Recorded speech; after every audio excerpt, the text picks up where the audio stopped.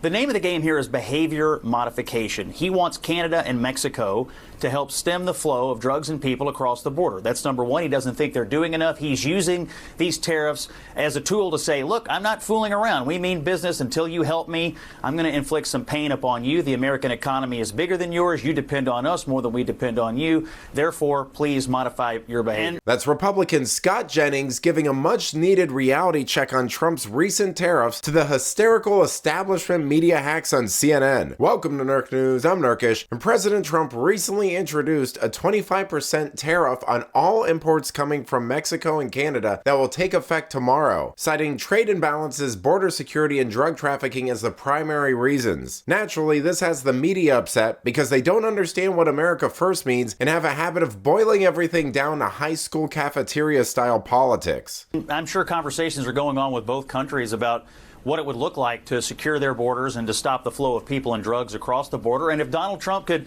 tell us that that was happening, I think that would be a great outcome. Regarding other countries and regarding our position vis-a-vis other countries, Karen, I want to directly address that. You have to give Trump a little credit so far. He has had some success with this behavior modification strategy so far. It worked on Colombia. And if you look at the news reports from the weekend, it might be working on Panama as they have started to move away from China a little bit over this issue of who actually controls the Panama Canal. So one of the larger macro issues here to me is Donald Trump on a mission to show dominance in the hemisphere, dominance in the region, and to try to get other people to bend to our will? Colombia and Panama, I believe, have. If Mexico and Canada bend on helping us stop the flow of people and drugs, that would be another victory. And, John, yes, if the tariffs went away, everyone would be happy. We'd have less immigration, less drugs, and lower prices, and that'd be a great day for everybody. The fact of the matter here is that anyone who was paying attention this election understands that there's a potential for some difficulties in sorting all of this out. I mean, we've been taken advantage of for decades, and it's natural to expect some messiness with trying to clean up a mess that big. But so far, based on the track records coming from some of these countries, I don't think we'll have to worry about this nearly as much as the media wants us to.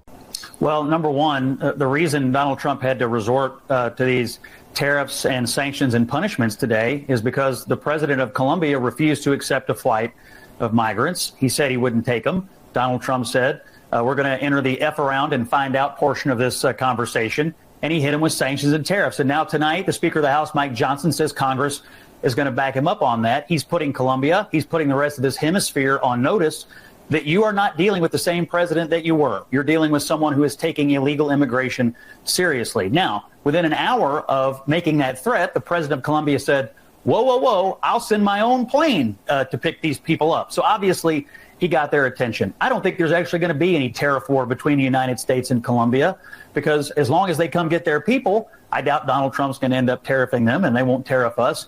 And they'll have learned a valuable lesson that Donald Trump is taking immigration, illegal immigration, seriously. This is real leadership, but it sends a message to everybody else in the hemisphere. Do not test us. This is not Biden and Harris. This is Trump and Vance. We mean business. And, you know, it happened under Barack Obama, actually. He deported millions upon millions of people, and I don't have any recollection of the U.S. economy collapsing.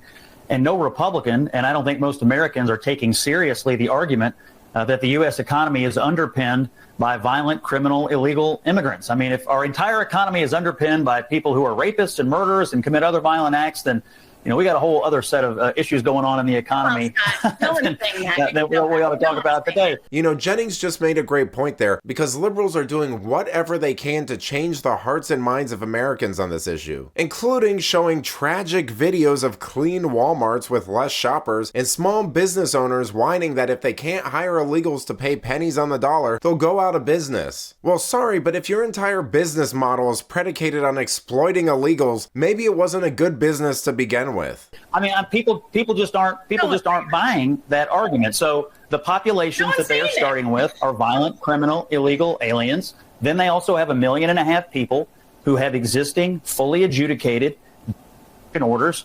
And beyond that, I would just point out that if you came to this country illegally, you're already a criminal, illegal immigrant. You've already broken our laws, even if you haven't been arrested yet or charged with it. If you're here illegally, if you broke our laws, then you're going to be targeted. Now, maybe you're not going to be a top priority today because there's other more dangerous people here, but we cannot send a message that, well, some illegal immigration is okay. And that's been the problem of the last 4 years. Basically, Biden and Harris were like, just get here and it'll probably work out for you.